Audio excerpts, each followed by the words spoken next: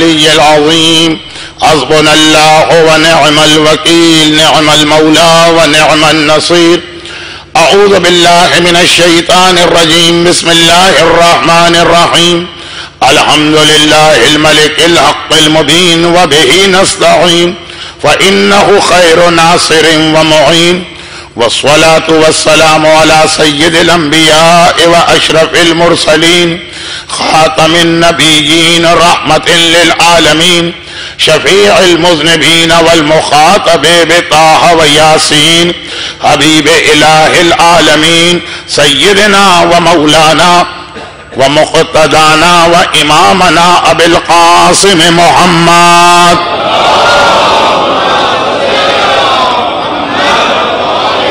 وآله الطيبين الطاهرين المعصومين المظلومين المنتجبين الميامين المكرمين سيما على بقية الله في الأراضين وحجته على العالمين. أجل اللهم له الفرج ولعنة الله على أعدائهم أجمعين. أما بعد فقد قال الله عز وجل في كتابه الكريم. بسم الله الرحمن الرحيم. ذلك الكتاب لا ريب فيه هدى للمتقين الذين يؤمنون بالغيب. وقال سبحانه وتعالى وما أرسلناك إلا رحمة للعالمين. صلوات.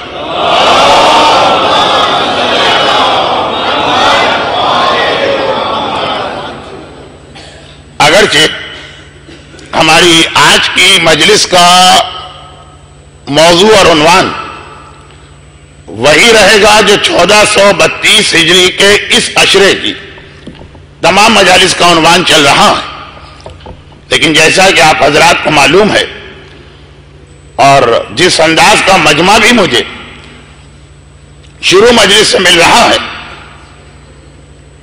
تو وہ خود اس بات کی گواہی دے رہا ہے کہ آج آنے والے مومنین وفات رسول خدا صلی اللہ علیہ وآلہ وسلم کی مناسبت سے،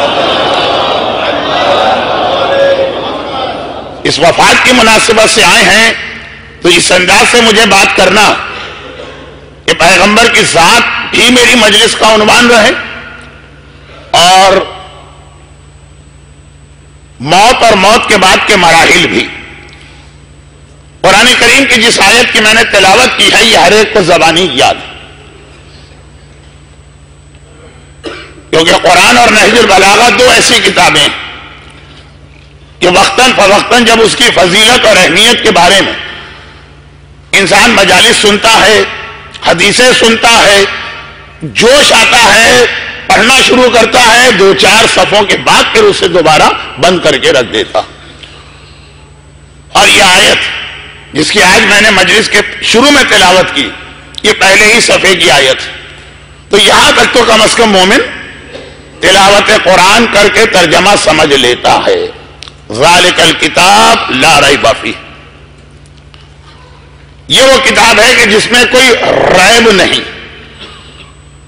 اور جیسا کہ مرحوم زیدی صاحب کہتے تھے کہ جس کتاب میں ریب نہ ہو اس کے لانے والے میں عیب بھی نہیں ہونا چاہیے. کتاب لا ریب ہے، لانے والا لا عیب ہے.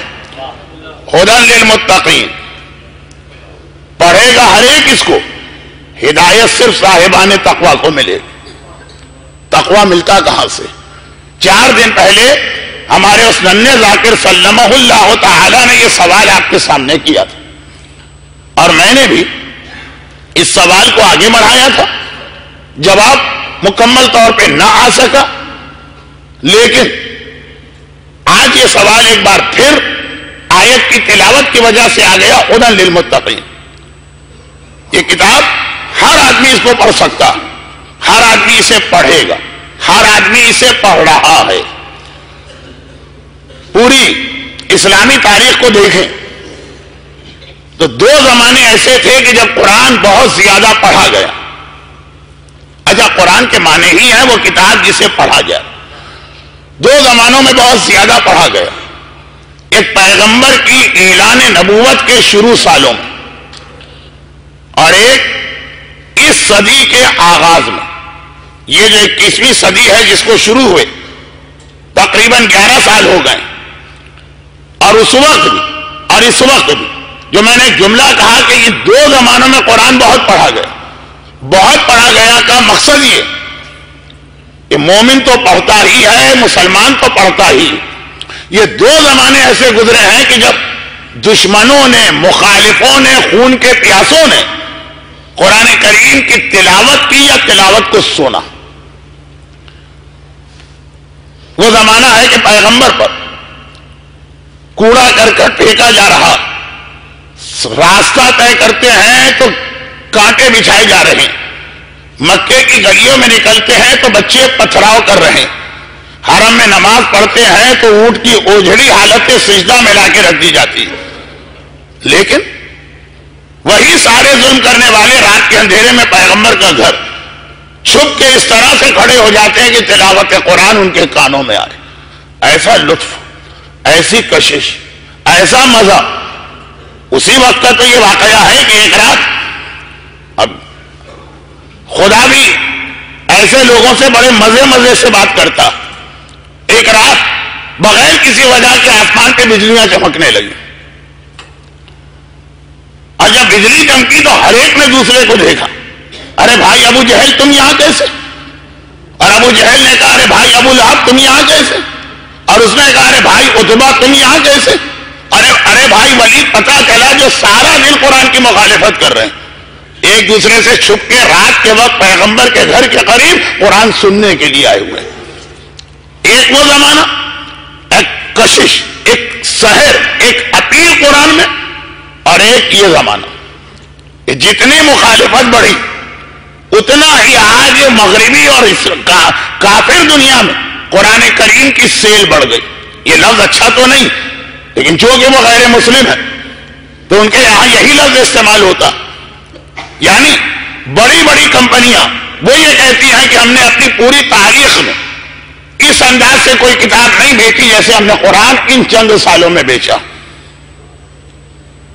یہ ہم اور آپ ایک ایک دو صفحے تک پڑھ کے رک جاتے ہیں، مگر ایک سوال آپ کریں گے کہ جب یہ اتنا پڑھا گیا دو زمانوں میں کہ مسلمان کے ساتھ غیر مسلم نے پڑھا تو وہ مسلمان ہوئے کیوں نہیں؟ اس لیے کہ ہدی للمتقین، پڑھے گا ہر ایک، اثر ہر ایک لے گا، لیکن وہ اثر رہے گا صرف اس حد تک کہ بھائی جواب نہیں اس کلام کا، کیا سحر ہے، کیا کشش ہے، کیا جادو ہے، وہ عمل میں نہیں ڈھلے گا۔ عمل میں ڈھلے گا جس کے پاس تقویٰ ہوگا، اور تقویٰ کس کے پاس ہے؟ تقویٰ ملتا کہاں سے ہے، تقویٰ کس کے پاس ہے؟ دونوں کا مختصر جواب، الذین یؤمنون بالغیب۔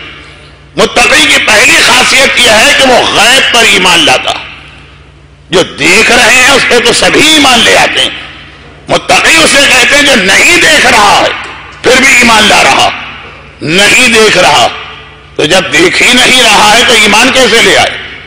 ایمان لایا یا رسالت کی زبان پہ بھروسہ کر کے یا امامت کی زبان پہ بھروسہ کر کے؟ ہم خود نہیں دیکھ رہے لیکن آپ بتا رہے ہیں تو ہم کو ایمان لانا۔ یہاں پہ دو بہت چھوٹی باتیں، میں نے مجلس کے شروع میں اپنا مسئلہ بتا بھی دیا، اور مجمع کی وہ تعداد کہ جو صرف وفات کی وجہ سے آئی اس کے لیے یہ وضاحت بھی ضروری نہیں ہے، جو اب میں دوسری مرتبہ کرنے جا رہا ہوں، وہ یہ ہے کہ مجھے دو موضوعات کو آج کی مجلس میں ساتھ لے کے چلنا۔ وفات کی رات، اس کے حوالے سے یہ دو تین بات، یہاں دو مختصر باتیں بھی سیرت رسول کی بتا دوں کہ جب اللہ کے رسول اس دین و شریعت کو لے کے آئے تو اتنا جوش تھا شروع زمانے کے مسلمانوں میں، ہر تحریک اور موومنٹ میں جو شروع زمانے کے لوگ ساتھ دیتے ہیں وہ بڑے جوشیلے ہوتے ہیں، اور کبھی تو اتنے جوشیلے ہوتے ہیں کہ ان کا جوش شریعت کی حدود کو توڑ دیتا ہے۔ جیسے کل دوپہر کی مجلس میں آقا حسن مصطفیٰ کی مخالفت کرنے والے جوشیلے نوجوان تھے، وہ نہیں تھے جو کل رات کی مجلس میں بات گزری۔ کل رات کی مجلس میں میں نے مولا کا وہ مسئلہ بیان کیا، کہتے ہیں ابھی چلو تو کہیں گے گرمی میں چلیں گے، گرمی میں چلو تو سردی میں چلیں گے، نہیں، یہ اتنے جوشیلے ہیں کہ آقا حسن پہ بھی پریشر ڈال رہے ہیں کہ آپ گھر میں کیوں بیٹھ گئے۔ مگر آپ کو معلوم ہے کہ امام بارگاہ علی رضا کا سلسلہ دو شہادتوں کا ایک مجلس میں جمع نہیں ہو سکتا، چنانچہ شب وفات کی مجلس رسول خدا کے لیے ہے اور کل ظہر کے نماز کے بعد کی مجلس آقا حسن کے لیے. یہ بات وہاں جا کے زیادہ تفصیل سے آئی. کون سی بات؟ کہ ہر تحریک کے شروع میں جوش ہوتا ہے. کبھی یہ جوش اتنا بڑھ جاتا ہے کہ اپنے قائد اور اپنے امام کو بھی لوگ سپر سیڈ کرنا چاہتے ہیں. پیغمبر کے زمانے میں بھی جوش بہت تھا اور اس جوش کے نتیجے میں ایک جملہ بار بار رسول خدا سے کہا جاتا تھا. کل رات کی مجلس ختم ہوئی تھی ملک الموت سے دوستی کرنا، کیونکہ ملک الموت جب آتا ہے تو ایسے انداز سے آتا. اس کائنات میں صرف ایک ڈیوڑی ایسی ہے جس پہ ملک الموت کو بھی قدم رکھنے کی ہمت نہیں ہوتی. یہیں پہ ہمارے منزل مصائب آئی. باقی ہر ایک کے گھر میں جب آتا تو بڑے عجیب انداز سے آتا دوستی کرو. اور دوستی کا طریقہ میں نے بتایا، میں نے کیا امام نے بتایا تھا، نماز. اب پیغمبر جو شریعت لے کے آئے تو اتنا جوش تھا مسلمانوں میں کہ وہ اس شریعت سے مطمئن نہیں ہو رہے. ان معنوں میں رسول خدا پہ اعتراض نہیں. یا رسول خدا، اللہ نے ہمیں پیدا کیا، اللہ نے اتنی نعمتیں دی، اللہ ہمارا رب ہے. بہت اہم لفظ ہے رب. دعاؤں میں لفظ رب زیادہ استعمال ہوا. اور میں نے ایک بار پہلے بھی ایک جملہ کہا تھا، ایک جملہ ہے خالی، دوبارہ دوہرا دوں. عیسائیت کہتی ہے اللہ اب ہے، باپ. اسلام کہتا ہے اللہ رب ہے، پالنے والا. باپ کی ویسے ضرورت صرف ایک بار پڑتی ہے جب اس بچے کی اس دنیا میں پیدائش کی ضرورت ہوتی ہے. پھر اگر وہ مر بھی جائے تو بچہ خود ہی ماں کے پیٹ میں بنے گا، پیدا ہوگا، سب کچھ ہو جائے گا. صرف ایک بات. رب پالنے والا جس کی ضرورت ہر سیکنڈ پڑتی رہتی ہے، جو ہر سیکنڈ نعمتیں نازل کرتا رہتا ہے. دعاؤں میں رب کا لفظ بہت آیا. رب کے اندر ایک پورا پیغام ہے. اس کی عبادت کرو جو تمہیں ہر سیکنڈ ایک نعمت عطا کر رہا، اور اتنی نعمت عطا کر رہا کہ صحیفہ کاملہ میں مولا نے کہہ دیا کہ تیرا شکر بھی ادا نہیں ہو سکتا. جتنی دیر میں شکرن للہ خالی کہیں گے 50 نعمتیں اور مل گئیں. مگر ذرا سا میں موضوع سے ہٹا. یا رسول اللہ ہمارا رب ہے اور پورے دن میں خالی آدھے گھنٹے ہم نماز پڑھیں. 17 رکعت نماز، ایک رکعت اگر 1 منٹ میں پڑھی جاتی ہے تو 17 منٹ. چلیں 5 نمازوں کے لیے 5 وضو کا وقت ملا لیجیے، آدھا گھنٹہ. غیر مطمئن ہے اس زمانے کا مسلمان، اس کی سمجھ میں نہیں آتا یہ کیا عبادت کا حق ادا ہو رہا، یہ کیا نعمتوں کا حق ادا ہو رہا. کہ نعمت تو 24 کے 24 گھنٹے لے رہے، ہر منٹ لے رہے، ہر سیکنڈ لے رہے. عبادت خالی 30 منٹ. یا رسول اللہ آپ عبادتیں بڑھائیے. ڈیمانڈ ہے وہاں پہ. ہماری ڈیمانڈ ہے یا رسول خدا نمازیں معاف کرائیے. نہیں پڑھی جاتی ہم سے 17 رکعت نماز. ان کا مطالبہ ہے کہ یا رسول خدا نمازیں بڑھوائیے. 17 رکعت کے بعد اطمینان نہیں ہوتا. ایک وہ پہلو اور ایک یہ پہلو ہے. لیکن جو بات میں کہنے جا رہا ہوں وہ یہ میں اپنے موضوع سے ہٹ کے کہہ رہا ہوں. خالی نماز نہیں، ہر حکم اسلامی کے حوالے سے یہ بات آ رہی. کیا یا رسول اللہ صرف سال میں 1 مہینے کے روزے؟ فائدے تو اتنے آپ بتا رہے ہیں روزے. جب اتنے فائدے والی عبادت ہے تو سارا سال ہونا چاہیے. یا رسول خدا صرف اپنے مال کا 40واں حصہ زکات، صرف 20واں حصہ بچت کا خمس. یہ سارے پہلے دن سے میں ایک معذرت کر رہا ہوں جو آج کی مجلس میں بہت زیادہ کرنا پڑ رہی، کہ یہ ساری حدیثیں ہیں وقت کی کمی کی وجہ سے. پوری حدیث پڑھ کے نتیجہ نہیں نکال رہا ہوں، وقت ہی نہیں ہے میرے پاس. خلاصہ یہ پیغمبر کا اس وقت مسلسل ایک جواب تھا کہ شریعت میں 2 چیزیں ایک دوسرے کے پیرالل چلا رہا ہوں. الفاظ میرے، شریعت میں 2 نظام میں ایک دوسرے کے ساتھ چلا رہا ہوں. ایک ہے واجبات کا، ایک ہے مستحبات کا. مستحبات کا نظام تمہارے اطمینان کے لیے جو لوگ اس وقت، واجبات کا نظام ان کے لیے جو آخری زمانے میں آئیں گے. ہم بھی ابھی آخری زمانہ نہیں. سب سے زیادہ جس جملے سے روکا گیا کہ خبردار کبھی ظہور امام کا وقت مقرر نہ کرنا، اور آخری زمانہ اسی کو کہیں گے جب ظہور امام ہونے والا. تو ہم لوگ جو کبھی کہتے ہیں آخری زمانہ، تو یہ کہہ کے وضاحت بھی کرتے ہیں کہ اس سے مراد یہ کہ نشانیاں دیکھ کے دل کو ایک اندازہ ہو رہا. تو خیر ابھی ہم سے بھی زیادہ زمانہ آگے بڑھنے والا. دو شریعت میں پیغمبر نے برابر کا نظام چلا. کہا واجبات ان کے لیے جو آخری زمانے میں آئیں گے. میں خالی تمہارا رسول نہیں ہوں، میں ان کا بھی رسول ہوں. یہ مطالبہ عیسیٰ سے کرو تو ٹھیک ہے جو 500 سال کے لیے آئے تھے. یہ مطالبہ موسیٰ سے کرو تو ٹھیک ہے جو 1500 سال کے لیے آئے تھے. مجھ سے مطالبہ کرنا غلط ہے. میں قیامت تک کے لیے آیا ہوں. میں خالی تمہیں نہیں دیکھوں گا، میں اپنی امت کے پہلے سے لے کے آخری انسان تک کو دیکھوں گا. ان کے لیے اتنی مشکلات ہیں کہ یہ آدھے گھنٹے کی نماز بھی نہیں پڑھ پائیں گے. ان کے لیے اتنی مشکلات ہیں کہ یہ 1 مہینے کے روزے بھی نہیں رکھ پائیں گے. ان کے لیے اتنی مشکلات ہے کہ 40واں حصہ بھی نہیں دے پائیں گے. تو واجبات میں ایسے بیان کر رہا ہوں جس پہ سب عمل کرے. اور یہ جو تم بار بار ایک جملہ کہہ رہے ہو کہ یا رسول اللہ دل مطمئن نہیں ہو رہا، خالی 70 رکعت نماز پڑھ لی، پھر مستحبات جتنی نمازیں پڑھو، ہر رات 1000 رکعت نماز پڑھو تو اسلام کو کیا اعتراض؟ جتنے روزے رکھو، پورا رجب، پورا شعبان، پوری نوچندی، پوری جمعراتیں، جتنے روزے رکھو. لیکن میں اس کو لازم نہیں بنا رہا ہوں تاکہ آخری زمانے والے تک کے لیے کوئی زحمت نہ ہو. کو قرآن نے میرے لیے کہا ہے وَمَا أَرْسَلْنَاكَ إِلَّا رَحْمَةً لِّلْعَالَمِينَ. میں خالی اپنے زمانے والوں کے لیے رحمت نہیں ہوں، میں قیامت تک آنے والے ہر انسان کے لیے رحمت ہوں. تو رحمت کا تقاضا یہ ہے کہ میں تمہیں بھی دیکھوں اور ان کو بھی دیکھوں. اور یہیں پر جو ذرا سے پورے متوجہ ہیں میرے موضوع پر 8 دن سے 6 دن سے، وہ سمجھ گئے کہ رحمت کے لفظ سے میں عذاب قبر پہ جا کے یہ جملہ کہنے والا ہوں کہ عذاب بھی رحمت کی ایک قسم ہے، لیکن ابھی ٹھہر جائے. تو ایک تو یہ مسئلہ ہمارے سامنے بار بار آتا تھا کہ جو شریعت ہمیں آج بڑی مشکل لگتی، اس زمانے کے لوگوں کو یہ شریعت اتنی نامکمل سی لگتی.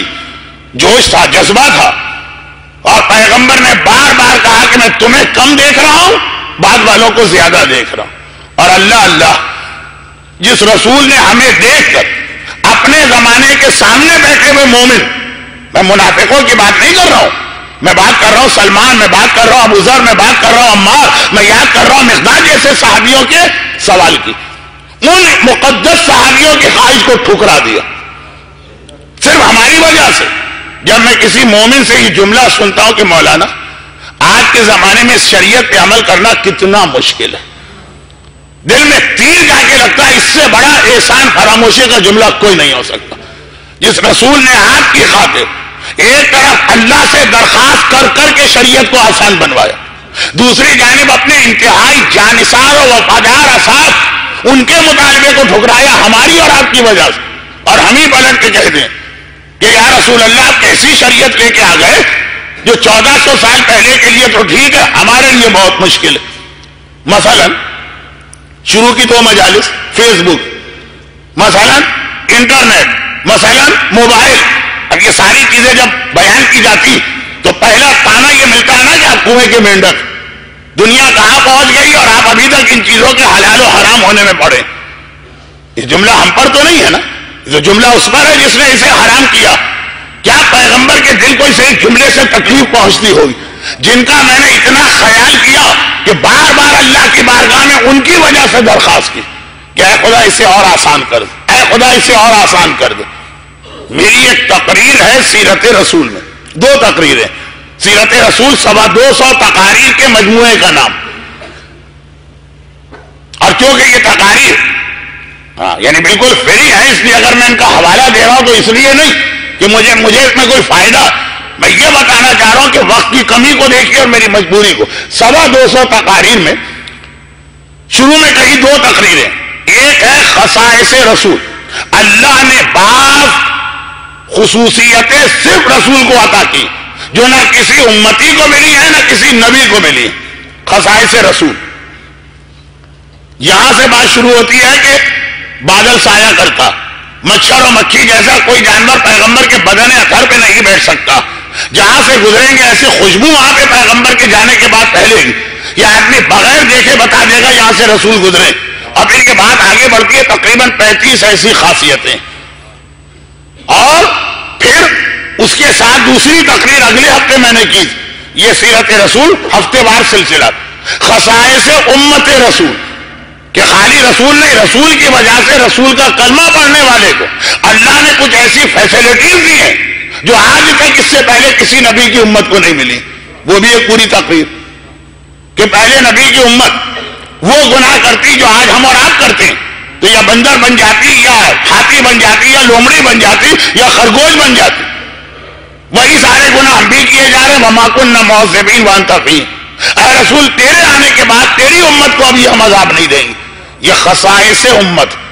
جناب موسیٰ کی امت کو یہ خصوصیت نہیں ملی، جناب عیسیٰ کی امت کو یہ خصوصیت نہیں ملی. اس میں سے خصوصیت یہ تھی کہ ان کو 50 نمازیں پڑھنا ہوتی، ہمیں 5 نمازیں. سلمان کا چہرہ ذرا اترا، وہ 50 نمازیں پڑھتے تھے، ہم 5. پیغمبر نے کہا لیکن وہ 50 پڑھ کے 50 کا ثواب لیتے تھے، تم 5 پڑھ کے 50 کا ثواب لو گے. 5 پہ 5 کا ثواب نہیں ملے گا، 5 پہ 50 کا ثواب. یہ پھر کہا کہ یہ میں نے اللہ سے درخواست کی. میں پوری شریعت کی بات اس وقت کر ہی نہیں سکتا. 25 منٹ میری تقریر کے گزر گئے اور ابھی میں تمہید کے مرحلے میں ہوں. لیکن خصائص امت رسول کہ جو ہم پیغمبر کی وجہ سے ہم امتیوں کو تمام انبیاء کی امت میں ایک اللہ نے خصوصیت دی ہے. وہ تقریر ہے، یعنی خطابت و لفاظی والی نہیں، فقہی احکام کے ساتھ خصوصیت. نمازیں، روزے، نجاست، طہارت. اور اس کے بعد جب یہ جملہ سنے کہ کتنا مشکل ہے آج کے زمانے میں اس شریعت پہ عمل کرنا، تو اتنی احسان فراموشی اس جملے میں جھلکتی ہے. یہ باپ اور ماں اپنی اولاد کا جملہ برداشت نہیں کر سکتے. یہ جب بیٹا جوان ہو گیا پلٹ کے کہا آپ نے کیا ہی کیا ہے ہمارے لیے. کیا ماں کے دل کو تکلیف پہنچے کہ ہاتھ جوان ہو گئے، ہاتھ پاؤں چلنے لگے تو پلٹ کے کہتے ہو میں نے کیا ہی کیا. اور جب اس قابل بھی نہ تھے کہ اپنی بدن کی ایک مکھی یا مچھر کو اڑا سکے، جب راتوں کو اٹھ کے روتے تھے اور تم سے پہلے تمہاری ماں اٹھ جاتی تھی، اس وقت آ کے کہتے کہ آپ نے کیا کیا. امت رسول اگر کبھی شریعت پہ یہ اعتراض کرے تو یہ پیغمبر براہ راست پیغمبر پہ حملہ. لیکن یہ تو ایک ضمنی بات آ گئی. میں 2 خصوصیتیں بتا رہا تھا. دوسری بات یہ کہ پیغمبر اپنے زمانے کے مومن ہیں. پہلی چیز کیا ہے، پیغمبر کے ہم بھی پیغمبر کے زمانے میں، لیکن یہاں مراد ہے جب پیغمبر آنکھوں کے سامنے موجود تھے، اپنے اصحاب کے سوال کے جواب میں ہمارا ذکر کرتے ہیں. اور دوسری بات وہ یہ ہے کہ الٹی بات، کبھی پیغمبر اپنے اصحاب کو بٹھا کر یہ بتانا چاہتے ہیں، جو آج ہمارا ہر بچہ اچھلتا ہے نا کہ مولانا کاش ہر چیز اس طرح بتا دی جاتی. پیغمبر بتانا چاہتے ہیں کبھی کہ بھائی دیکھو اگر اللہ نے مردوں کے لیے سونا حرام کیا ہے تو کیوں، بتانا چاہ رہے ہیں. اگر اللہ نے مثلا مکس گیدرنگ حرام کی ہے تو کیوں، بتانا چاہ رہے ہیں. اب 1-2 لفظ میرے ہیں، اگر اللہ نے فیس بک کو اتنی کھلی اجازت نہیں دی ہے تو کیوں، بتانا چاہ رہے ہیں. لیکن نہیں، پرانی مثالیں بھی دے. اگر اللہ نے مثلا میوزک کو حرام کیا ہے تو کیوں، اور اگر اللہ نے نماز کیوں. آج کل ہر حکم اسلامی کے آگے سوال ہوتا ہے کیوں. بات پیغمبر بتانا چاہ رہے ہیں. پیغمبر کے باوفا اور مخلص اصحاب روک دیتے ہیں، یا رسول اللہ آپ کا ہر کلام سنیں گے اور جان قربان آپ کے ایک لفظ پر. یہ نہ بتائیے، یہ نہ بتائیے. نقصان آپ کو لگے گا آپ کا نقصان کرا دیا سلمان، آپ کو لگے گا آپ کا نقصان کرا دیا ابو ذر، کہ بھائی اگر پیغمبر ہر چیز کا فائدہ بتا دیتے تو آج کتنا آسان ہو جاتا ہے اسلام. ہم ہر نان مسلم کے سامنے سینہ تان کے کہتے دیکھو اس واجب کا یہ فائدہ، اس حرام کا یہ نقصان. تڑپتے ہیں ہمارے بچے کے مولانا اس طرح سے کوئی مجلس پڑھی ہے. لیکن یہ بھی میں بتا دوں، یہ سب بھی آپ اس کو بتا دیجیے گا، اثر نہیں ہوگا، کیونکہ ہدی للمتقین، تقویٰ نہ ہو تو ہدایت نہیں ملتی. لیکن اس کو ایک طرف رکھیے، ٹائم میرے ہاتھ سے نکل رہا. صرف یہ بات عرض کر رہا ہوں کہ روک دیا سلمان اور پیغمبر کو روک دے. اچھا خاص سلمان سے مطلب سلمان نہیں ہے، سلمان کے کیٹیگری والے باوفا صاحب. یا رسول اللہ یہ نہ بتائیے، آپ کی ہر بات سنیں گے، تڑپتے ہیں آپ کا ایک ایک جملہ سننے کے لیے. رات کے 12 بجے بھی آپ بلائیں گے تو دوڑ کے آئیں گے آپ کا کلام سننے. ہم قبر میں بھی پہنچ چکے ہیں اور آپ بلائیں گے تو ہم تڑپ کے آئیں گے، مگر یہ روک دی. پیغمبر مسکرائے، بھائی کیوں روک؟ کہا کہ اگر آپ نے یہ فائدہ بتا دیا تو ہمیں خود اپنے آپ پہ بھروسہ نہیں کہ کل ہم یہ عبادت کریں گے تو کر رہے ہیں یا اس فائدے کی وجہ سے کر رہے ہیں. ہم چاہتے ہیں ہمارے نامہ اعمال میں صرف یہ لکھا جائے کہ جو عمل ہم نے کیا ہے آپ کے کہنے پر کیا ہے, یؤمنون بالغیب. ہمیں نہیں معلوم نماز کا فائدہ کیا ہے, آپ نے بتایا اس لیے پڑھ رہے ہیں. ہمیں نہیں معلوم حجاب کا فائدہ کیا ہے, آپ نے بتایا اس لیے کر رہے ہیں. ہمیں نہیں معلوم داڑھی کا فائدہ کیا ہے, آپ نے بتایا اس لیے رکھ رہے ہیں. اتنی احتیاط کر رہے تھے یہ لوگ کہ کہیں شیطان ان کی نیتوں میں ملاوٹ پیدا نہ کر دے.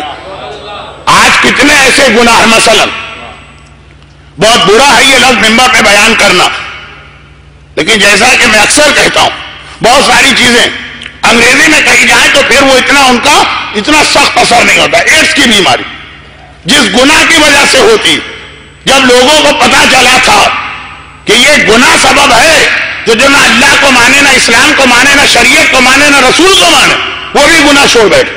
جب ان کو نقصان پتا چلا تو نقصان اگر پتا چل جائے داڑھی منڈوانے کا یہ نقصان ہے تو خالی آپ نہیں رکھیں گے داڑھیاں, دشمن اسلام بھی رکھے گا. اور پیغمبر نہیں, اللہ یہ چاہتا کہ جو عمل آپ کریں اس لیے کریں کہ میرے حبیب نے کہا ہے, تم نے آنکھیں بند کر کے میرے حبیب کی باتوں پہ عمل کیا.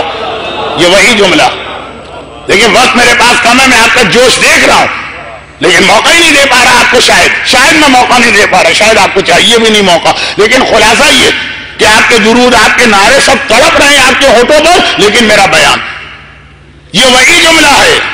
واقعہ جو کہ بہت مشہور ہے, نہیں بھی مشہور ہوتا تو میں واقعہ پڑھتا ہی نہیں. وقت کہاں, زبیدہ خاتون نے بہلول سے بغداد کی سڑکوں پر مٹی کے گھر خریدے, پتا چلا جنت میں محل تعمیر. اور ہارون رشید نے آ کے خریدنا چاہے تو کل جو مکان 1 درہم کا تھا آج معلوم ہے 1 بلین کا بک رہا, مٹی کا مکان.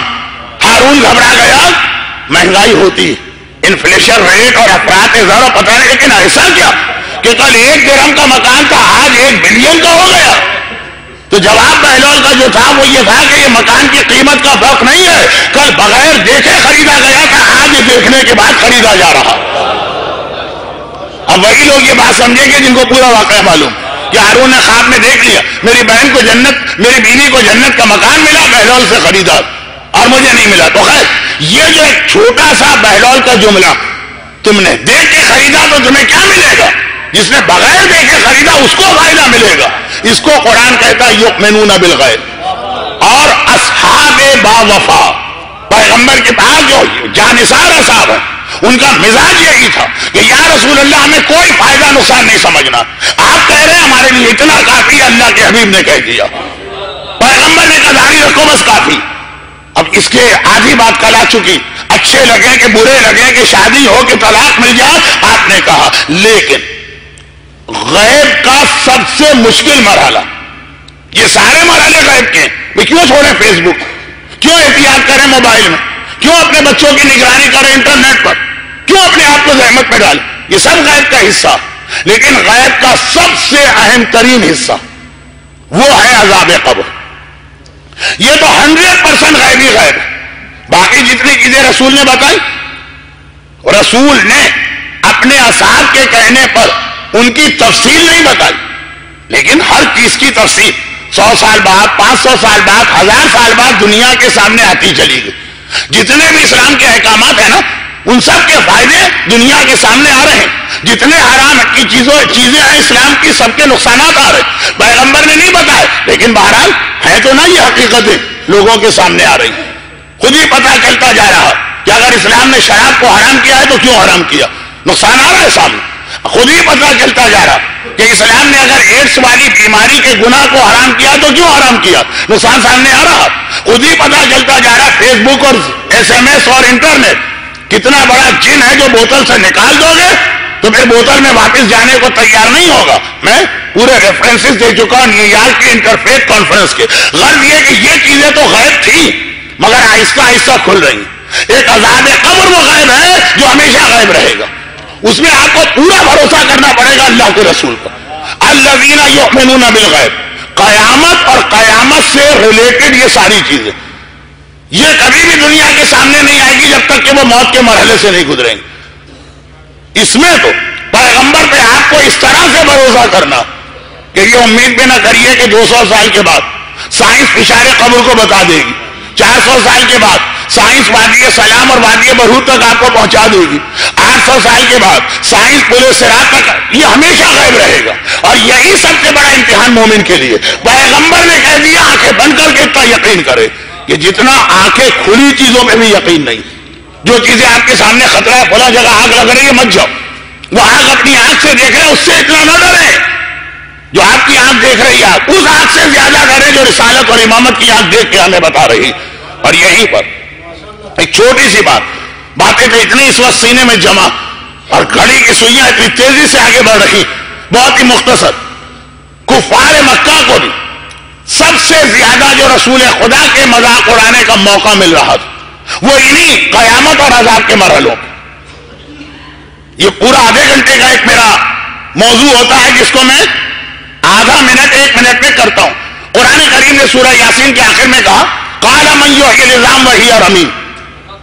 یہ امیہ ابن خلف بلال حبشی کا آقا جو بلال پہ اتنے ظلم کرتا، حرم کے بالکل سامنے جو شبیکہ کا قبرستان ابھی بھی، بلکہ اب تو اور زیادہ کھل کے آ گیا کیونکہ اس کے اطراف کی ساری بلڈنگیں توڑ دی گئیں. پہلے وہ ذرا بلڈنگوں میں چھپا ہوا تھا، تو اب تو بالکل آنکھوں کے سامنے آ چکا. وہاں سے ہڈی اٹھا کے رسول کے پاس جاتا ہے 400 سال 300 سال 200 سال پرانے مردے، ہاتھوں میں اس طرح سے وہ ہڈی کو رگڑتا ہے، وہ ایک بار رمیم راکھ بن کے زمین پہ، بھوسا بن کے، برادہ بن کے زمین پہ گر جاتی.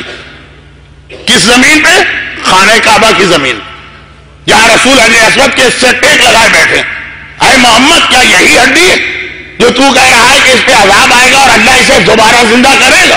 یہ جسے میں نے اس طرح پاؤڈر بنا دیا اس پہ عذاب آئے گا، یہ دوبارہ زندہ کیا جائے گا. ٹونٹنگ، مسخرہ پن، پیغمبر کا مذاق. قرآن نے ایک لفظ کہا کفیناک بالمستہزئین. اے حبیب پرواہ نہ کرو، جس نے تیرا مذاق اڑایا ہم اس کے لیے کافی، ہم اس سے بدلہ لیں گے.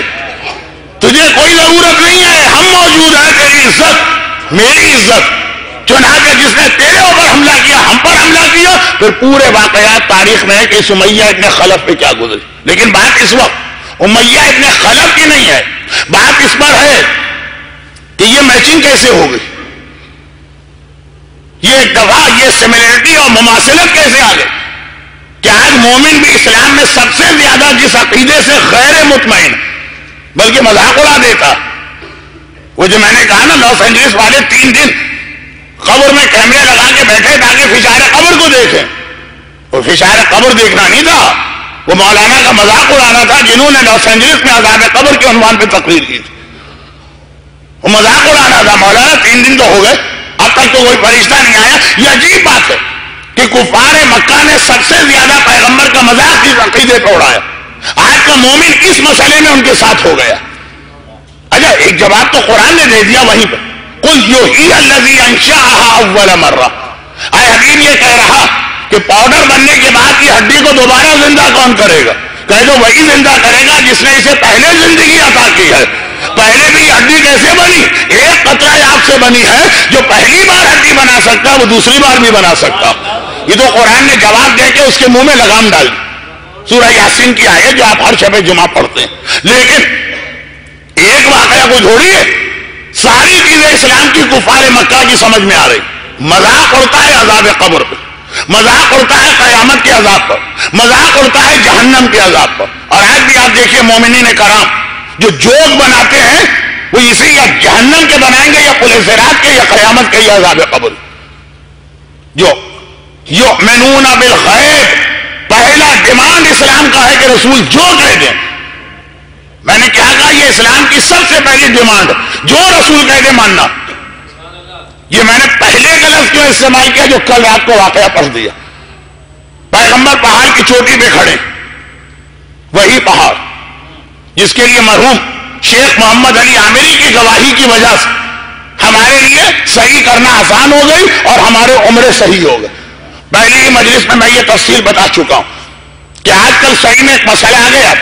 شیخ محمد علی عامری جن کا انتقال اسی ہفتے ہوا، ان کی گواہی بھی ایک بہت اہم ذریعہ بنی آپ کے عمرے صحیح.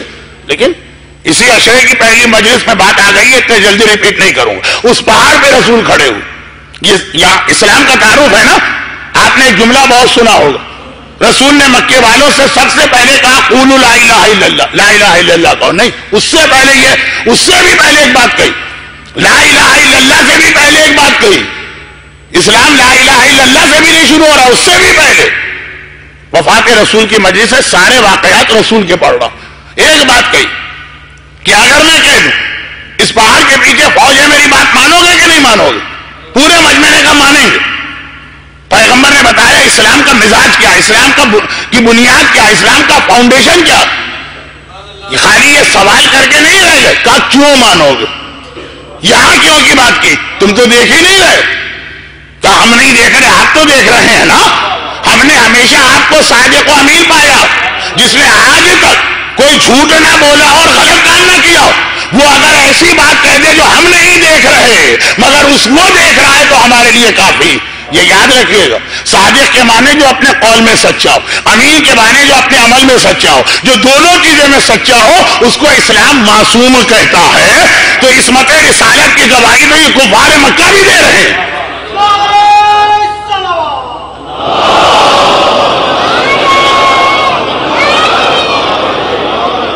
بچے نے نعرہ حیدری کہا ہے، نعرہ حیدری. دوسرا اس کا اگلا جملہ میں روک رہا ہوں، کفار مکہ بھی عصمت کی گواہی دے رہے ہیں. کچھ مسلمان بھی پیغمبر کو معصوم نہیں مانتے ہیں. بس یہیں پہ روکتا ہوں. اصل بات کیا، لا الہ الا اللہ بھی بعد میں ہے، پہلے رسالت پہ بھروسہ اور اعتماد. یؤمنون بالغیب کیا جملہ تھا؟ یہ کس کا جملہ تھا؟ یہ غلام محمد کا جملہ نہیں تھا، یہ وفادار رسالت کا جملہ نہیں تھا، یہ ابو ذر و سلمان جیسوں کا جملہ نہیں تھا، یہ پیغمبر کے نام پہ جان قربان کرنے والوں کا جملہ نہیں تھا. رسالت پہ اتنا بھروسہ ہم نہیں دیکھ رہے، تو دیکھ رہا، ہمارے لیے وہی کافی ہے. یہ ابو جہل و ابو لہب کا جملہ ہے. وہ تک رسول پہ اتنا بھروسہ کر رہے. مومن کہے کہ مولانا ہم نے تو نہیں دیکھا ملک الموت کا عذاب، ہم نے تو نہیں دیکھا فشار قبر کا مرحلہ، ہم نے تو بڑے سینسیٹیو قسم کے آڈیو لگا دیے تھے، منکر و نکیر کا سوال تو ہمیں کوئی سننے میں نہیں آیا. یؤمنون بالغیب. اچھا میرا اصل جملہ دوہرا دوں، لا الہ الا اللہ، قولوا لا الہ الا اللہ. یہاں سے بھی اسلام شروع نہیں ہوا، یہ بعد میں آیا. پہلے رسالت پہ بھروسہ، پہلے رسالت پر اعتماد. اب سوال یہ پیدا ہوتا، یہ میری تقریر کا دوسرا حصہ، اب سوال یہ پیدا ہوتا کہ بھائی اچھا بھلا مومن، اور یہ سب محب رسول ہیں، حتیٰ یہ کہ جو لوگ مجلس میں نہیں بھی ہوتے، پیغمبر سے کوئی کسی کو اختلاف نہیں، پھر ان چیزوں کا مذاق کیوں اڑاتے ہیں؟ مذاق اڑانے کی وجہ یہ نہیں ہے کہ ان کو رسالت پہ بھروسہ نہیں، مذاق اڑانے کی وجہ یہ ہے کہ عذاب کا تصور ان کے پاس بڑا مشکل گزرتا ہے، یا تو اس وجہ سے جو قرآن نے سورہ جمعہ میں بتائی، وَلَا يَتَمَنَّوْنَهُ أَبَدًا بِمَا قَدَّمَتْ أَيْدِيهِمْ، اپنے کرتوتوں کی وجہ سے موت سے گھبرائیں گے. یا تو یہ کہ عذاب ہم اس لیے نہیں مان رہے. ہاں آپ یہ کہیے کہ وہ جو رسول خدا کے بعد گھبرایا آدمی نہیں آیا تھا یمن سے، بہت مشہور روایت، وہ آپ مان لیں. اور کیا وہ مقام ابراہیم پر ایک عیسائی نہیں آیا تھا کلمہ پڑھتے ہوئے، وہ آپ مان لیں گے. وہ دو بہت مشہور واقعات کے میں نے حوالے دے دی، ایک پہلے انسان کا واقعہ، ایک پہلے امام کا واقعہ. پیغمبر مسجد میں گھبرایا ایک آدمی آ رہا، یا رسول خدا میں یمن کے فلاں علاقے سے آ رہا ہوں، جس کو کہا جاتا ہے کہ وہاں پہ وادی برہوت، یعنی جہاں پہ گناہگاروں کو عذاب ملتا. میری بیوی بیمار تھی اور اس نے یہ کہا، یا ڈاکٹروں نے یہ کہا کہ صحرا کے فلاں کنویں کا پانی لاؤ، یہ جلدی بیماریوں یا پیٹ کی بیماریوں کے لیے بہت مفید. کچھ ایسے چشمے، کچھ ایسے کنویں ہوتے ہیں جہاں کے پانی کی خصوصیت ہوتی کہ اگر نہاؤ گے تو مثلا اسکن ڈیزیز ختم ہو جائے گی، یہ پانی پیو گے تو کڈنی کے پرابلم دور ہو جائیں گے. پانی منرل ہوتے ہیں اور کیا ہوتے ہیں، وہ پانی بہت مشہور ہے، وہاں سے پانی لے، وہاں سے میرے لیے پانی لے کے آ جاؤ. بیوی بیمار ہے، گیا میں، جیسے ہی میں نے کنویں سے اپنی بیوی کے لیے پانی کا ڈول رسول کو سنا رہا، بہت مشہور روایت. جس انداز سے آپ دیکھ رہے ہیں میں نہیں سمجھ پا رہا ہوں کہ روایت کی وجہ سے دیکھ رہے ہیں کہ میری تقریر بہت سخت ہونے جا رہی ہے آپ کے لیے. خیر بہرحال پیغمبر نے فرمایا، کیا ہوا؟ کہا جیسے میں نے پانی کا ڈول نکالا کسی کی آواز ہے، بھائی میں تو بہت پیاسا ہوں، یہ پانی مجھے دے دو، اپنے لیے دوسرا پانی لے لو. یہ کون کہہ رہا؟ صحرا دور دور تک کوئی نظر نہیں آ رہا. جنگل میں پھر بھی امکان ہے کوئی درخت کے اوپر چھپا بیٹھا ہوگا, کوئی کسی جھاڑی کے پیچھے بیٹھا ہوا ہوگا. صحرا میں تو کھلا میدان چاروں طرف, نہ کوئی پہاڑ, نہ کوئی جھاڑ, نہ کوئی جھنکار, نہ کوئی درخت, نہ کوئی اور رکاوٹ. میں وہ ڈول لے کے چلنا چاہتا ہوں, پھر آواز آ رہی, بھائی میں بہت پیاسا ہوں, پانی مجھے دے دو, اپنے لیے دوسرا پانی. اب دیکھا آواز اوپر سے آ رہی. ایک آدمی کو میں نے اس طرح آسمان سے لٹکتے دیکھا کہ اس کے گلے میں لوہے کی زنجیر ہے, رسی گلے میں ڈال کے ذرا سا کھینچا جائے کیا حالت ہوتی. پھر بھی اچھی حالت ہے کیونکہ آدمی 1 منٹ میں مر جاتا ہے, یہ تو مر بھی نہیں رہا, لوہے کی زنجیر. جیسے ہی میں نے اس کو دیکھا میں اتنا گھبرا گیا, مگر اس کی حالت تھی کہ اس کی زبان لٹک آئی تھی پیاس کی وجہ. انسانی ہمدردی بعض اوقات خوفناک منظر پہ بھی حاوی آ جاتی. آگ لگی ہے, وہ جلا ہوا ہے, دیکھا نہیں جا رہا, لیکن جان بچانا لوگ اس کو اٹھا کے لاتے ہی. اور پاکستان میں جو آج کل لاشیں ہوتے ہیں, اب میں کیا بتاؤں, بتانا نہیں چاہتا, لیکن ایسی بری حالت میں ہوتے ہیں. لیکن مومن کی ہمدردی ہے, حملے ہوئے ہیں, جہاں اس کے زخمی بدن کو اٹھا کے لاؤ, تو کہہ رہا اس کی حالت دیکھ کے میں اپنے ڈر کو بھول گیا. میں نے پانی اس کو پلانا چاہا, ڈول بھی ہے, کنواں بھی ہے, یہ پانی پلا دوں گا, دوسرا لے لوں گا. مگر جیسے ہی میں نے پانی کا ڈول اوپر کیا, ایسا لگا کہ آسمان پہ کسی نے چرخی لپیٹی یا کوئی اس زنجیر کو کھینچ رہا, وہ اوپر کھینچا گیا. جیسے ہی کھینچا گیا, پھندا اور گلے میں سخت ہوا. 3 بار یہ منظر تھا, میں تو گھبرا کے پانی پھینک کے بھاگ. اب بیوی بھی یاد نہ رہی, اس کے لیے پانی بھی یاد نہ رہا.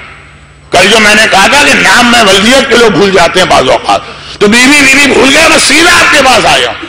پیغمبر نے کہا ہاں, تو اتفاق سے پانی کی تلاش میں وادی برہوت میں نکل گیا, اور یہ جسے تو نے دیکھا یہ قابل ملعون تھا, جس نے اپنے بھائی حضرت حابیل کو شہید کیا تھا.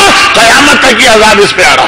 یہ روایت سمجھ میں آتی, یؤمنون بالغیب میں یہ روایت سمجھ میں آتی, کیونکہ عذاب قابل پہ آ رہا, ہم پہ نہیں آ رہا.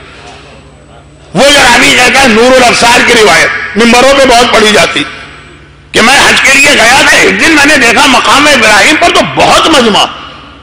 مقام ابراہیم پر نارملی زیادہ مجمع ہوتا, لیکن اس دن اتنا مجمع نظر آیا کہ ہر سال حج پہ آنے والا بھی گھبرا گیا, کیا بات, کوئی بے ہوش ہو کے تو نہیں گیا, کوئی مر تو نہیں گیا. قریب گیا, دیکھا ایک عیسائی راہب بیٹھا ہوا. میں نے پوچھا بھئی یہ یہاں آیا کیسے؟ عیسائی تھا, اور مثلا اس کو آنے کس نے دیا, اور یہ آیا کیوں؟ کہا یہ نہیں, اب کلمہ یہیں ابھی بھی کلمہ دہرایا, یہ مسلمان ہو چکا. اور بڑا ایک اہم واقعہ سنا رہا تھا. قریب گیا, جو واقعے کو میں نے تیسری مجلس میں اشارہ کیا, ابھی بھی اشارہ ہی کر رہا ہوں, وقت کہاں ہے میرے پاس. مگر واقعے کا جو خلاصہ میں نکالنا چاہ رہا ہوں کہ کیوں آخر لوگ عذاب قبر سے گھبراتے ہیں. امام کی حدیث میں پڑھتا ہوں تو بدنام میں کیوں ہو جاتا ہوں, اس لیے اس نے کہا کہ میرا ایک عبادت خانہ 200 سال سے میں عبادت کرتا ہوں.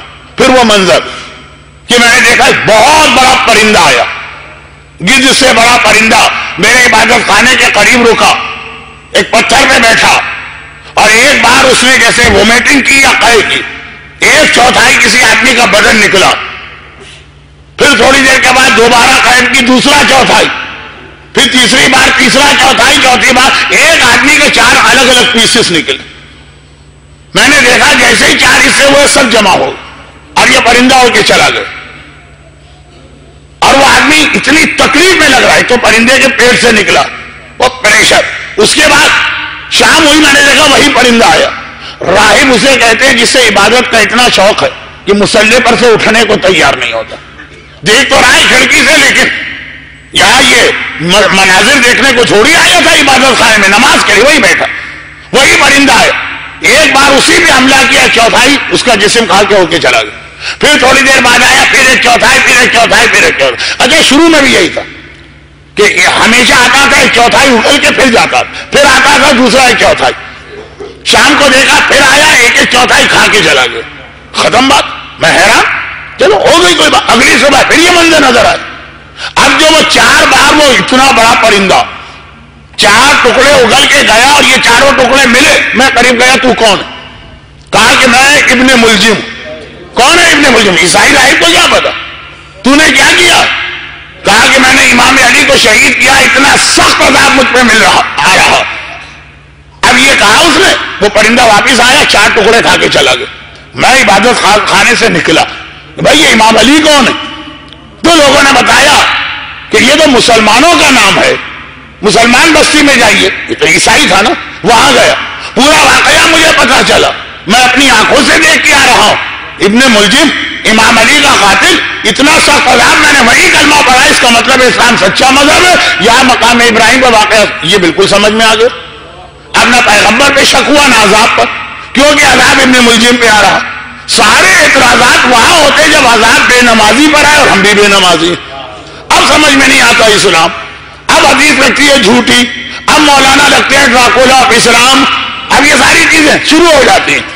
اس وقت اعتراض ہوتا ہے جب عذاب بے حجابی پہ آتا، اس لیے کہ وہاں اپنی باتیں، ہماری بیٹی ہے بے حجاب، ہماری بہن ہے بے حجاب، ہماری بیوی ہے بے حجاب، تو جب تک قابیل کا عذاب آتا رہے سمجھ میں آ رہا، جب تک ابن ملجم کا عذاب آتا رہے سمجھ میں آ رہا، جب اپنی بات آ رہی، اوہو اسلام اتنا سخت تو نہیں ہو سکتا، پیغمبر تو رحمت للعالمین ہے۔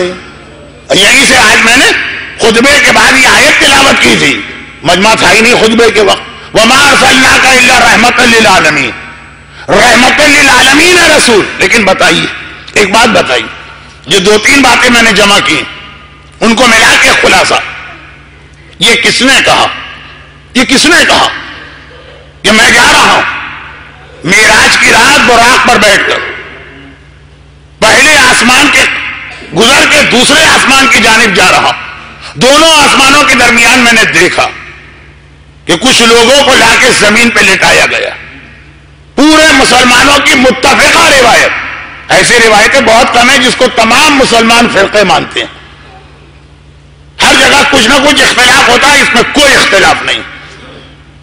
پیغمبر نے فرمایا کہ میں نے دیکھا کچھ آدمیوں کو میرے سامنے لا کے زمین پہ لٹایا گیا، فرشتے بڑے بڑے پہاڑ لے کے ان کے سرانے پہنچے، پورا پہاڑ اٹھا کے ان کے سر پہ دے مارا، سر پھٹا، ہڈی ٹوٹی، مغز پگھل کے بہا، اور ایک عجیب چیخ کی آواز اس کے منہ سے نکلی۔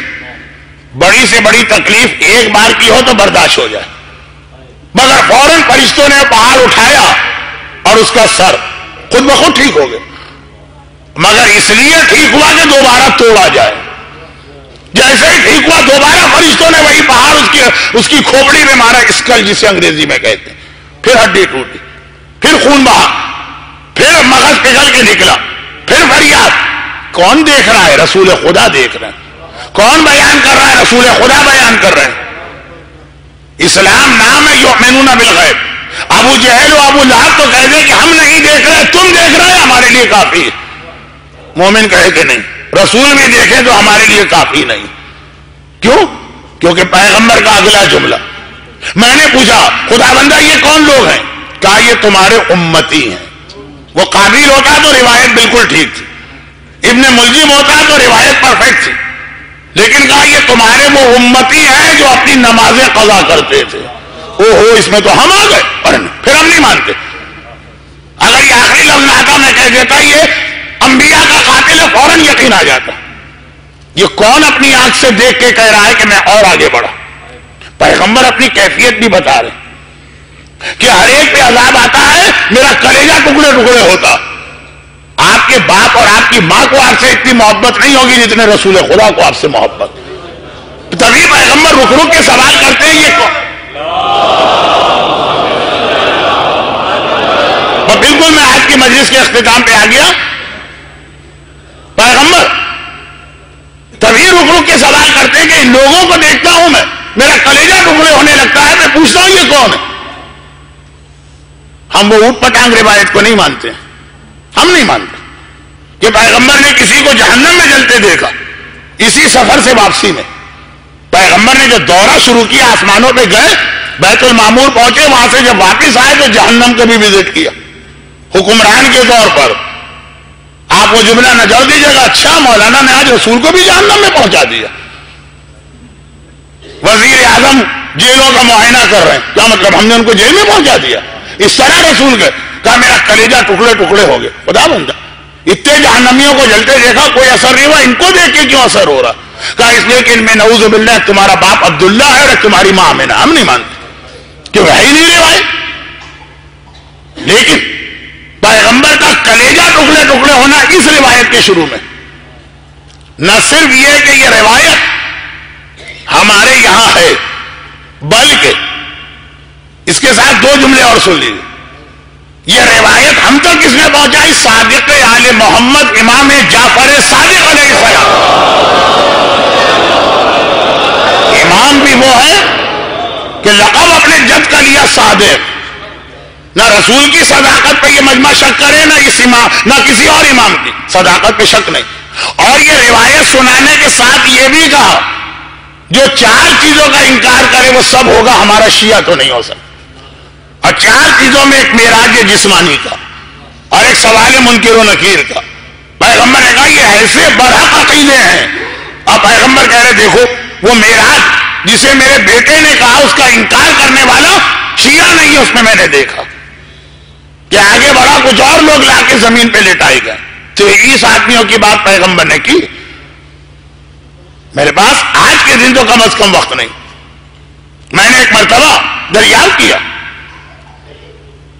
نہیں پہلے دیکھا زمین پہ لٹائے گئے، لیکن وہ زمین پہ تو پہلے والے بھی لٹائے گئے تھے، وہ چت لٹائے گئے تھے بالکل سیدھے فلیٹ. یہ کروٹ پہ لٹائے گئے. اور جیسے آپ سیخ کے اوپر جب چکن ٹکے کو بھونتے ہیں نا تو الٹا سیدھا رائٹ لیفٹ کرتے، کہ انہیں بھی رائٹ لیفٹ، کبھی اس کروٹ کبھی اس کروٹ. لیکن جب بھی کروٹ پہ لٹایا جاتا ہے ان کے قریب فرشتے سیسا اور لوہا لے کے آتے ہیں اور اتنا گرم کرتے ہیں اسے آگ پر کہ وہ پگھل کے پانی بنتا. یہ پگھلا ہوا لوہا اور سیسا یہ ان کے کان میں ڈالا جاتا. اوہو، اب جو یہ اچھلا تو ذبح شدہ بکرا بھی کیا اچھلے گا. فرشتے ہیں، نہیں اچھلنے دیتے. کراچی میں تو اکثر میں نے دیکھا، جو میرا فلیٹ تھا اس کے بالکل سامنے بقرعید میں ایک بیل ذبح ہوتا تھا، 15 قصائیوں کو وہ اٹھا کے پھینک دیتا تھا، بھاگتا تھا. نہیں چلے گا، ہمارے اور آپ کے لیے نہیں چلے گا، فرشتوں نے جکڑ کے رکھا ہوا. اب مجھے اس کی چیخ، گرم پانی ذرا زیادہ کان میں پڑ جائے تو آدمی گھبرا جائے. ذبح شدہ بکرے کی چیخ کم ہوگی جتنی اس کی نکلی. اور پھر فرشتوں نے الٹا کیا اور دوسرا کام. یار رسول اللہ کہہ رہے کہ میں نے پوچھا ہی 12 الہی کون لوگ ہیں؟ کہا یہ تیرے امتی. تو کون امتی؟ کہا یہ وہ لوگ تھے جو خیانت اور غیبت سے اپنے گانوں کو نہیں بچاتے. گانا، میوزک، سنگنگ، سانگ اور غیبت، یہ ہے برزخ کا عذاب جو قیامت تک چلے گا. یہ سمجھ میں نہیں آتا. قابیل کا عذاب سمجھ میں آ جاتا ہے کیونکہ قابیل سے ہمارا کوئی تعلق نہیں. اس کو اگر مان لیں گے تو روزانہ گھر میں جا کے کیا کریں گے؟ ٹی وی بند، فیس بک بند، وہ نہیں بند ہو سکتی. نہیں، یہ حدیث جھوٹی ہوگی.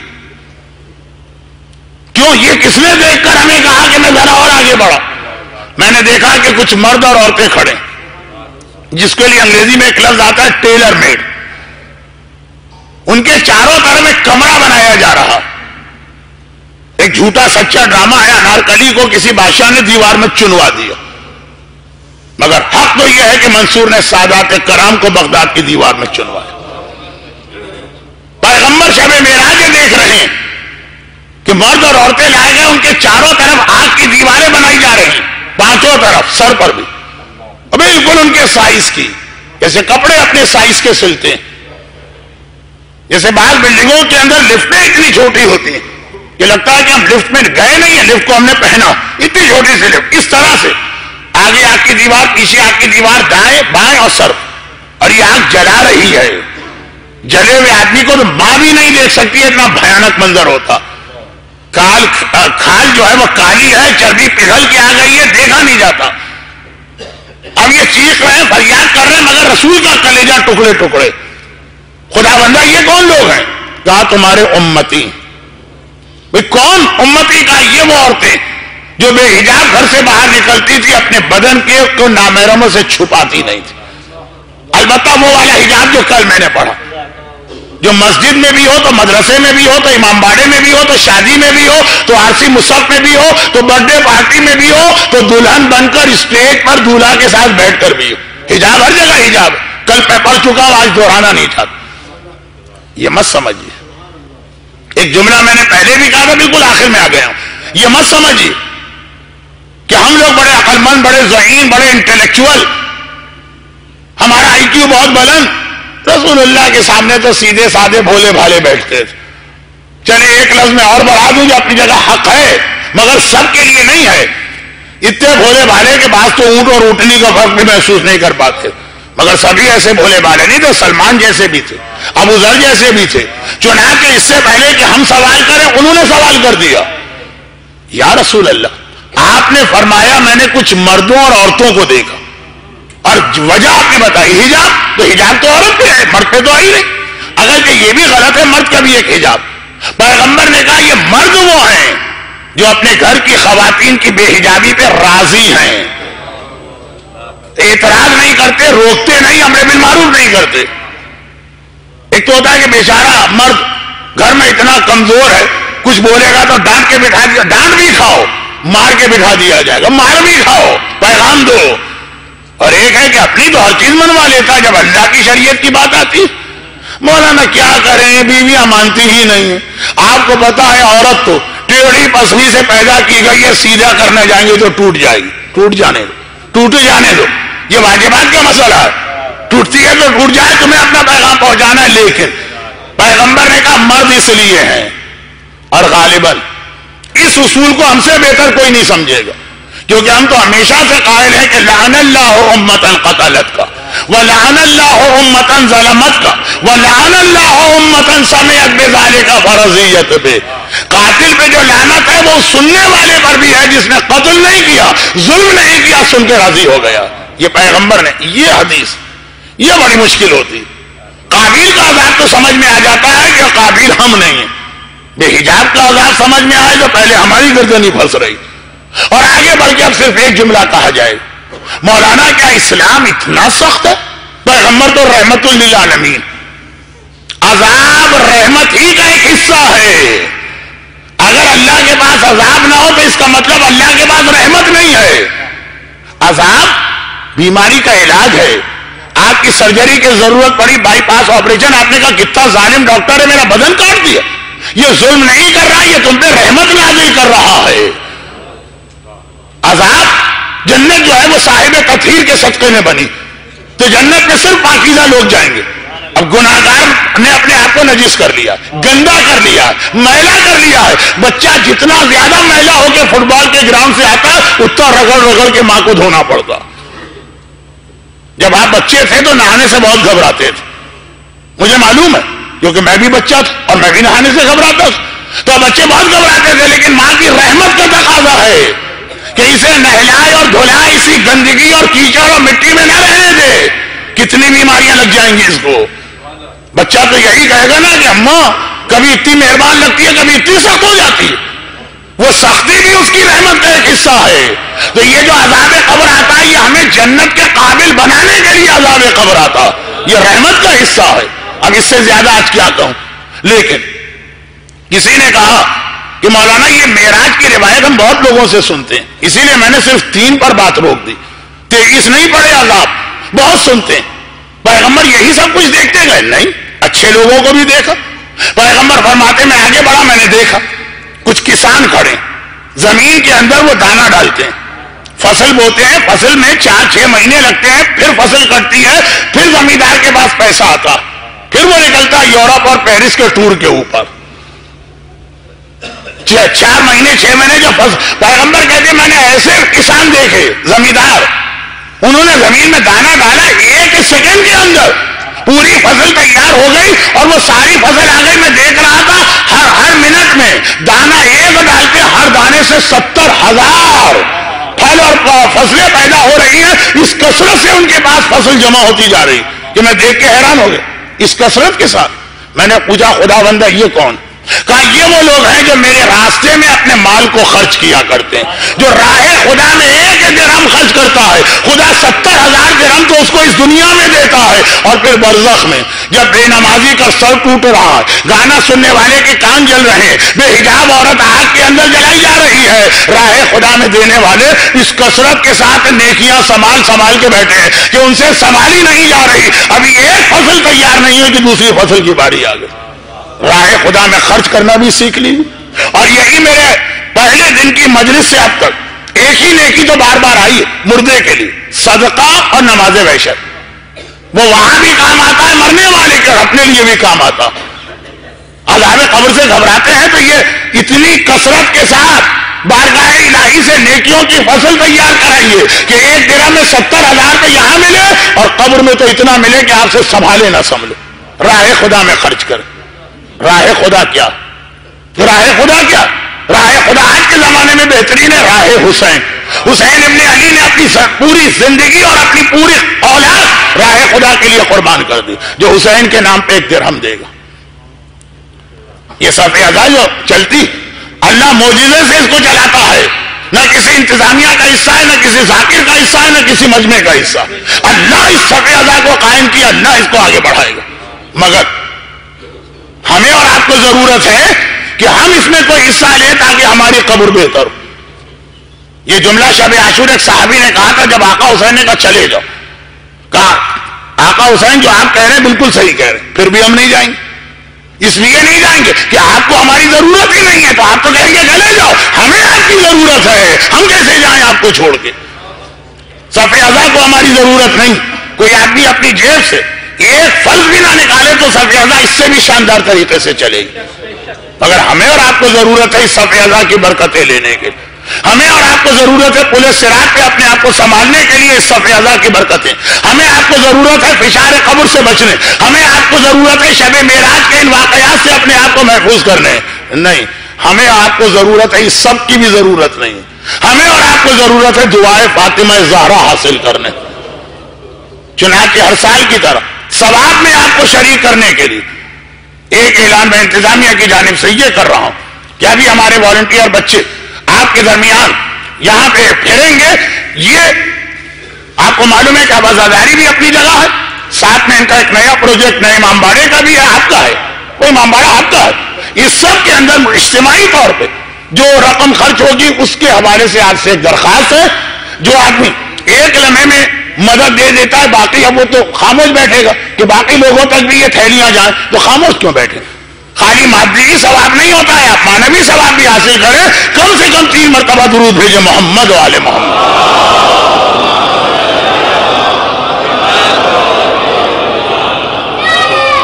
اعلان کرا ہاں وہ ہم کریں.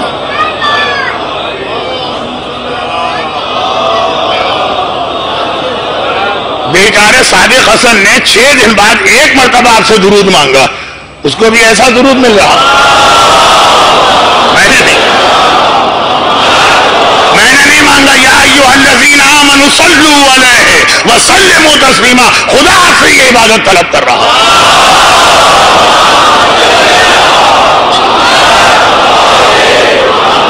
اب بہت سی باتیں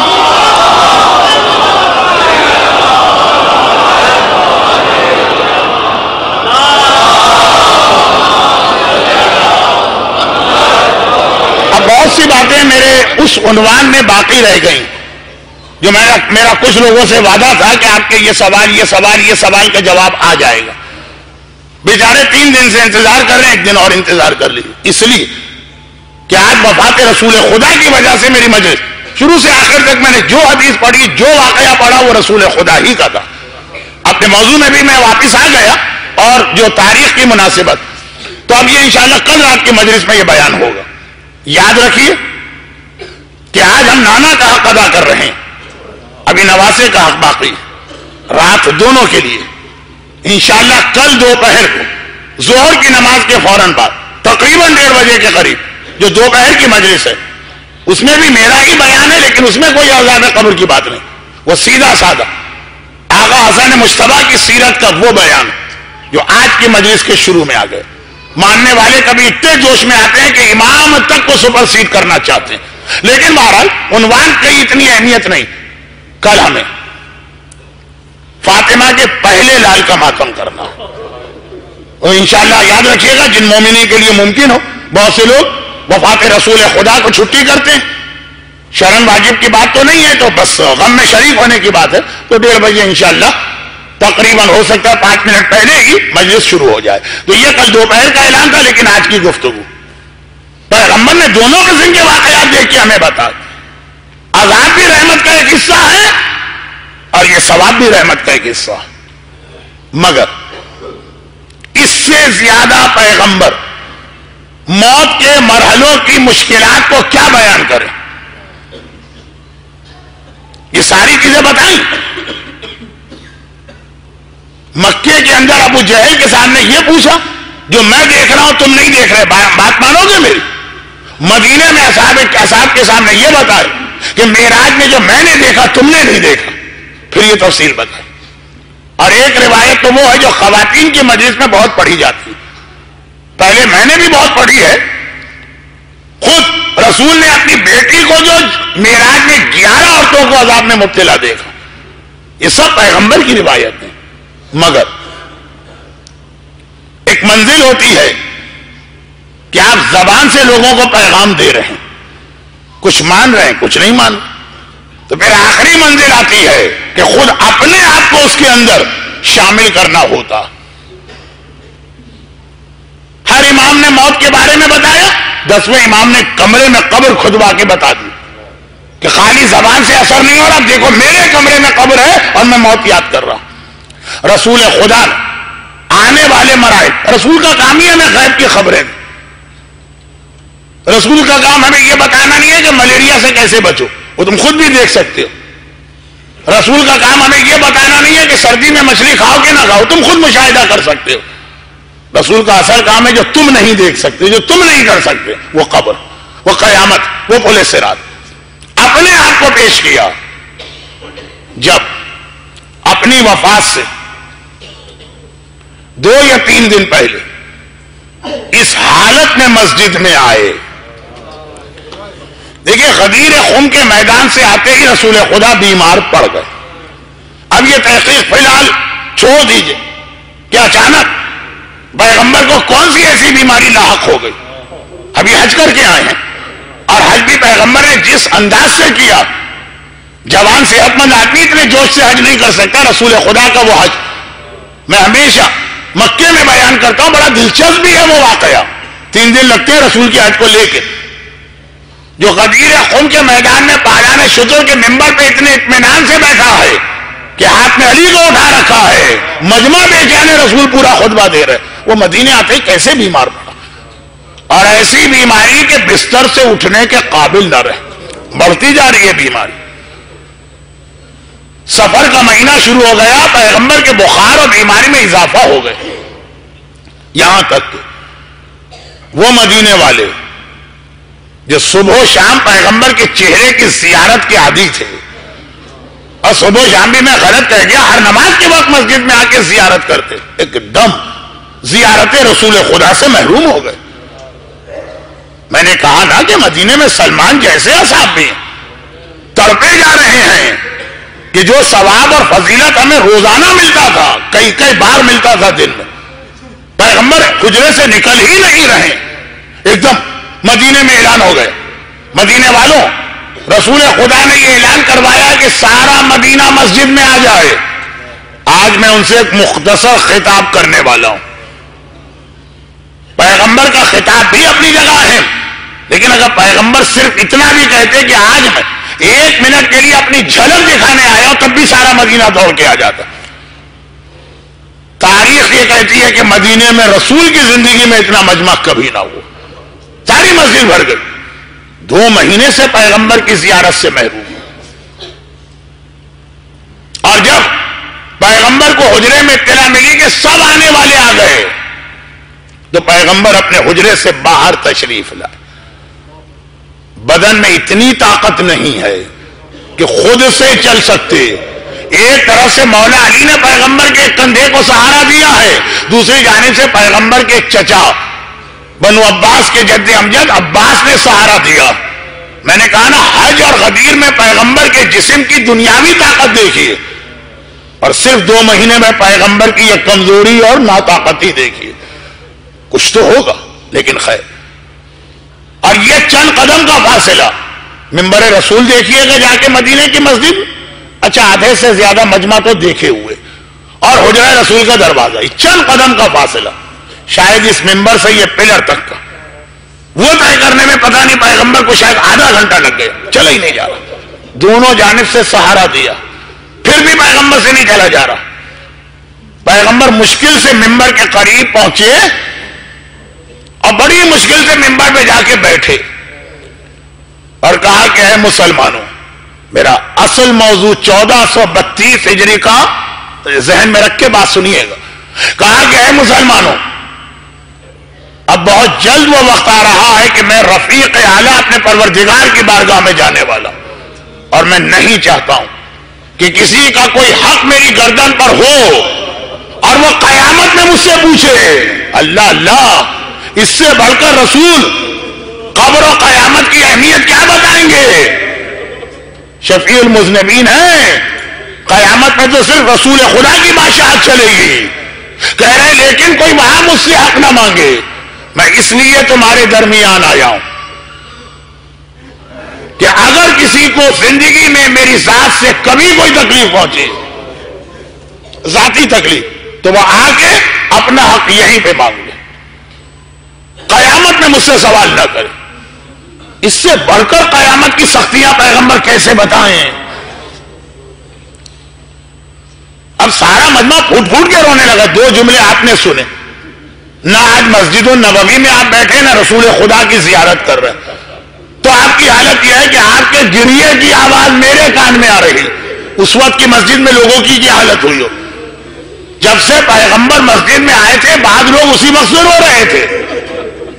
جائیے کبھی کربلا میں آپ، ابھی وہ گنبد ہی نظر آیا اور آنکھوں میں آنسو آ جاتے ہیں. لوگ رو رہے ہیں رسول کو دیکھ کے.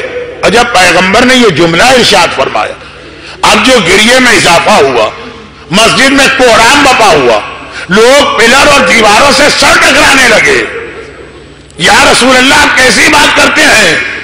آپ نے تو ہمیں جینا سکھایا، آپ تو رحمت بن کے اپنے ساتھ برکتیں لائے، آپ سے کبھی کسی کے حق میں کوتاہی ہو ہی نہیں سکتی. مگر خالی زبان سے نہیں کہہ رہے، دل میں بھی یقین ہے. مگر ایک آواز آ گئی کہ یا رسول اللہ، میں خود سے کبھی نہ کہتا.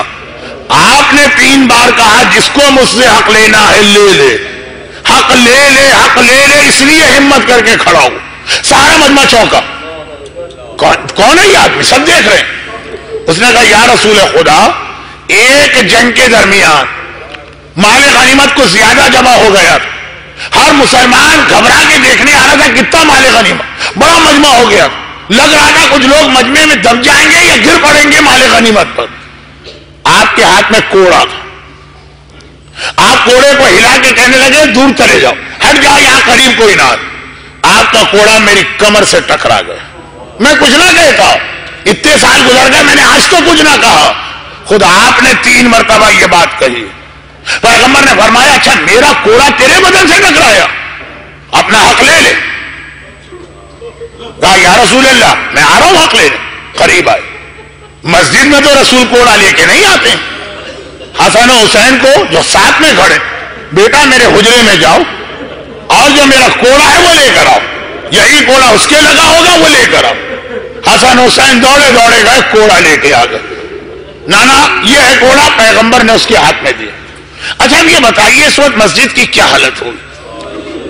کیا لوگوں کے گریے کی بھی کیفیت ہوگی؟ اور اس سے لوگ کہہ بھی رہے اے شخص تو کون ہے؟ تجھے پیغمبر کی ذات میں اتنا رحم نہیں آ رہا؟ پھر تو یہ بیمار بھی ہے، ضعیف بھی ہے، کمزور بھی ہے. اس نے رسول خدا کو دیکھا. یا رسول اللہ، لوگ مجھ سے یہ بات کہہ رہے ہیں، اگر آپ کہیں میں واپس چلا جاؤں. پیغمبر نے کہا تم لوگ خاموش ہو جاؤ، قیامت میرا معاملہ، یہ وہاں حق مجھ سے لینے آ سکتا ہے، تم مت بولو، اس کو اس کا حق لینے دو. اب پیغمبر کا حکم آ گیا، سب خاموش. ایک ایک جملہ ہمیں عذاب قبر و عذاب قیامت یاد دلانے والا. پیغمبر کے قریب کھڑا ہے، کوڑا بھی ہاتھ میں آ گیا. پیغمبر نے کہا اپنا حق لے لے. کہا یا رسول اللہ، حق تو پھر پورا لیا جاتا. جب میرے بدن پہ آپ نے کوڑا مارا تو میرے نچلے جسم کے اوپر تو احرام کی چادر کی طرح کی ایک چادر، اوپر کا بدن کھولا تھا. میرے ننگے بدن پہ آپ کا کوڑا لگا تھا اور آپ نے کرتا پہنا ہوا. پیغمبر نے کہا کوئی بات نہیں. کرتے کے بٹن کھولے، کرتے کو اس طرح سے اونچا کیا کہ پیچھے سے پیغمبر کی پشت نظر آنے لگی. مسجد کی عجیب حالت ہو گئی کیونکہ پیغمبر کا اب جو بدن نظر آیا، کمزوری کی وجہ سے گویا ہڈیاں ظاہر ہو رہی. اتنا کمزور رسول کھڑا نہیں ہو سکتا. کوڑا کون گستاخ ہے، لیکن کیا کرے، پیغمبر نے منع کر دیا. اور اس آدمی کی تو سب سے عجیب حالت ہوئی، جیسے ہی پیغمبر نے کرتا اونچا کیا، ذرا سا اپنی پشت کو کھولا، مہر نبوت نظر آنے لگی۔ ارے کوڑا ایک طرف پھینکا، تڑپ کے مہر نبوت کے اوپر کس طرح گرا، بوسے پہ بوسا، بوسے پہ بوسا، بوسے پہ بوسا۔ یا رسول اللہ، بھلا میری یہ مجال اور ہمت تھی کہ میں آپ کے کوڑا مارتا؟ مجھے تو مہر نبوت کی زیارت کرنا تھی، اس لیے میں نے یہ بات کہی ہے۔ لیکن مسلمانوں کی چیخیں اب پیغمبر کے بدن کو دیکھ کے نکل رہی ہیں۔ پیغمبر نے کہا چلو، اور تو کوئی نہیں ہے، یہ کہہ کے پیغمبر حجرے میں آئے، اور جیسے ہی حجرے میں آئے تو دیکھا کہ انتہائی پریشانی کے عالم میں میری بیٹی فاطمہ زہرا تڑپ تڑپ کے کبھی ہاتھ اٹھا کے کوئی دعا کرتی ہے، کبھی تڑپ کے مسجد کو دیکھتی ہے۔ کہا بیٹی تیری یہ کیا حالت ہے؟ کہا بابا ابھی حسن و حسین آئے تھے اور کہہ گئے تھے کہ نانا نے کوڑا مانگا ہے۔ میں نے پوچھا کیوں؟ تو کہا کہ ایک مسلمان نانا کے کوڑا مارنا چاہتا ہے۔ بیٹی نے اپنے باپ کی حالت دیکھی ہے، عام مسلمان دیوار سے سر ٹکرا رہے ہیں، یہ تو فاطمہ جیسی بیٹی ہے، تڑپ کے کہا بابا ارے میں برداشت نہ کر سکی، میں نے حسن سے کہا تھا، میں نے حسین سے کہا تھا بیٹا حسین اپنے آپ کو آگے پیش کر دینا، کہنا میرے بدن پہ کوڑا مار لے، میرے نانا کے بدن پہ کوڑا نہ مار۔ بابا آپ کی کیا حالت ہے؟ پیغمبر نے واقعہ سنایا۔ میں صرف ایک جملہ یہاں کہتا ہوں اور پھر بس آخری دو جملے مصائب کے۔ شہزادی، یقیناً بیٹی کو باپ سے بڑی محبت ہوتی ہے۔ آپ نے سنا بابا کے بدن پہ کوڑا پڑنے والا، یہ بھی معلوم ہے کہ ہلکا سا پڑے گا۔ وہ آدمی کہہ رہا تھا نا کہ آپ کا کوڑا چھو گیا تھا میرے بدن، تو آپ برداشت نہ کر سکے۔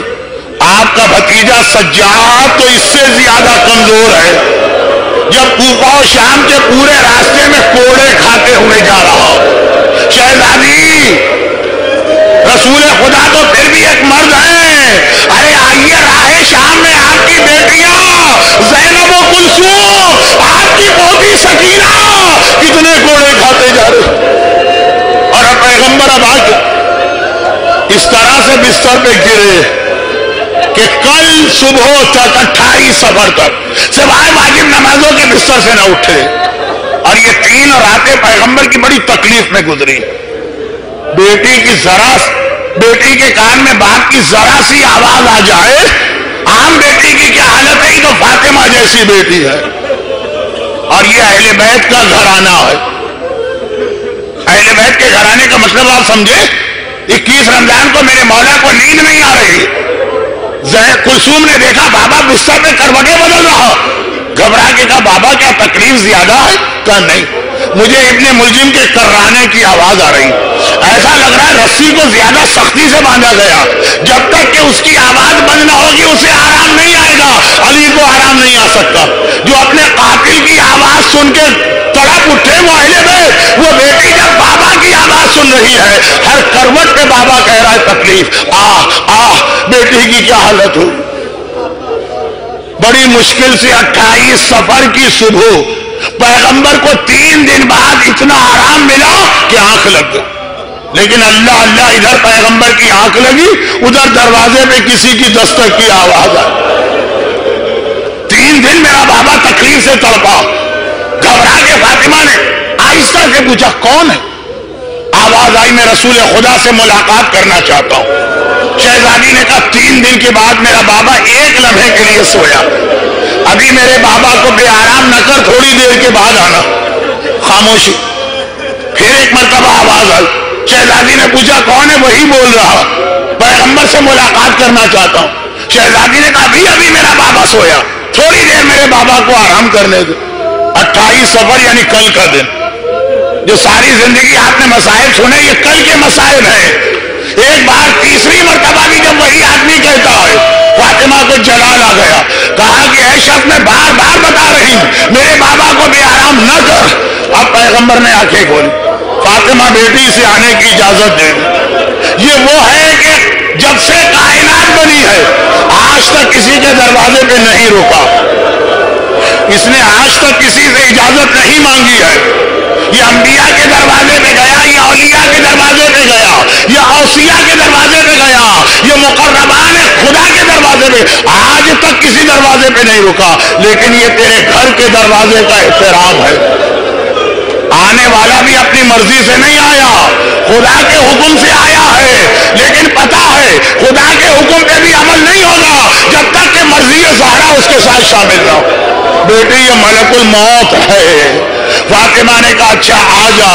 ملک الموت آیا، رسول خدا کو لے کے گیا۔ ایک بار بیٹی نے دونوں ہاتھوں سے سر پیٹا، ہائے میرا بابا مارا گیا، ارے میں یتیم ہو گئی، ہائے یتیمہ فاطمہ۔